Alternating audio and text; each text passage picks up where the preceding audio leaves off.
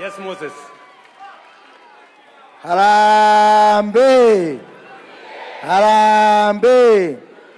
UDA! UDA! Kazi ni kazi! Kazi ni kazi!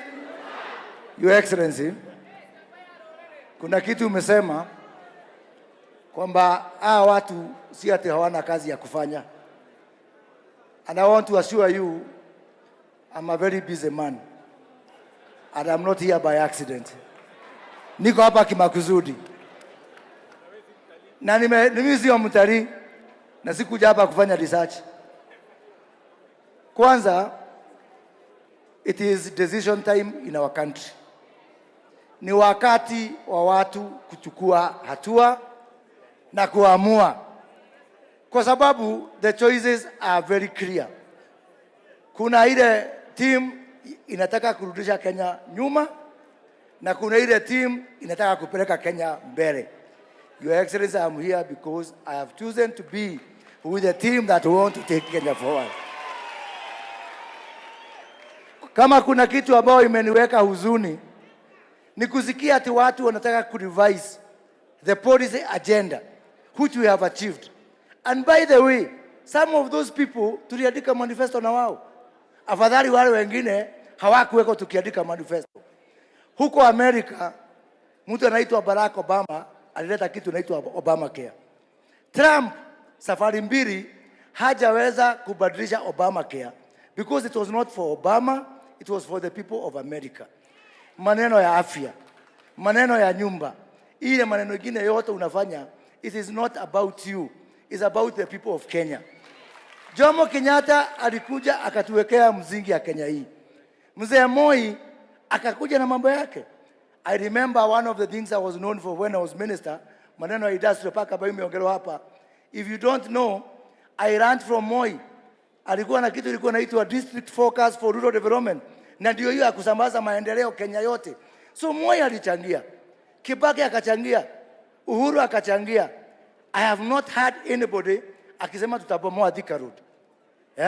Sababu tumekuja after Kibaki. Sijasikia mtu akisema tukabomoa expressway. Why would one want to campaign on the basis of reversing what has been done, not by the president's personal money, but by the taxes that all of us collect? For me, it's very sad. Ya pili, Your Excellency, nikiangalia mbele, mimi naona mbele iko sawa. Mbele iko sawa. Mbele iko sawa. Iko sawa, haiko sawa. Iko sawa, haiko sawa. Your Excellency, for the 60-something years we have been independent. This country, we have developed it on the basis of services and on the basis of what is on the service of agriculture. For the first time now, we have the chance to also develop this country from what is beneath our earth.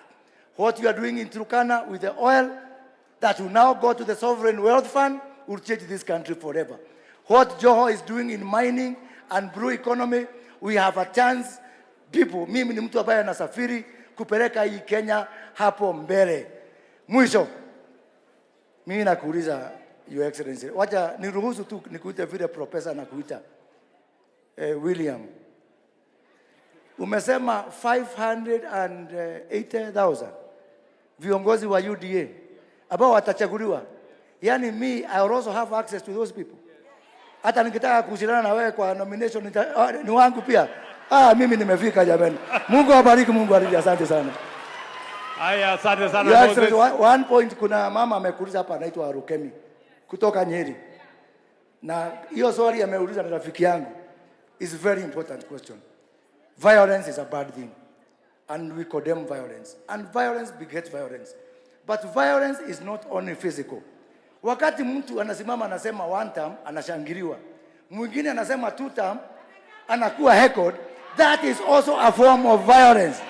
And I want to declare here, there is no physical violence, no violence of heckling, no violence of denying other people. Na kutoka hapa mbele, kitaeleweka. Tuko huko. Mkirusha, tunarusha. Asante sana.